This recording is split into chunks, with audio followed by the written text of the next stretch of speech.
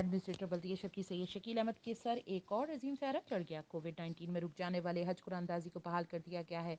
हज कुरानदाजी की बहाली पर मुलाजमीन ने खुशी का इजहार किया और कहा कि महंगाई के इस दौर में एडमिनिस्ट्रेटर ईस्ट सैयद शकील अहमद ने हज कुरानदाजी बहाल करके बहुत बड़ा काम किया है। मजमूई तौर पर 4 मुलाजमीन को हज पर भेजा जाएगा। एडमिनिस्ट्रेटर सैयद शकील अहमद ने इस मौके पर कहा कि बहुत खुश नसीब हैं वो लोग जो हज की अजीम सादत हासिल करते हैं। 4 साल बाद हज कुरानदाजी हमारे हाथों हुई, जो हमारे लिए एजाज़ की बात है। हज बहुत महंगा हो चुका है, इसलिए 4 मुलाजिमीन हज पर भेज रहे हैं। मुतालिका महकमे को हिदायत की है कि आइंदा हज कुरानदाजी में बजट बढ़ाया जाए ताकि ज़ायद मुलाजमीन को हज की सादत हासिल हो सके। उन्होंने चारों खुश नसीबों को कुरानदाजी में नाम आने पर मुबारकबाद पेश की।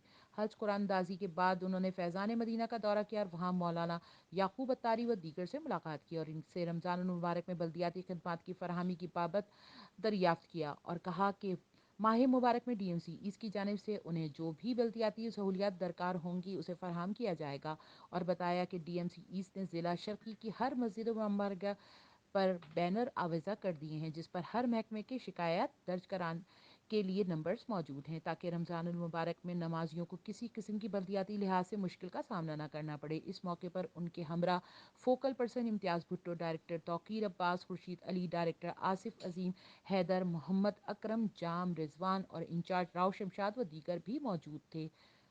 HQ network, Karachi.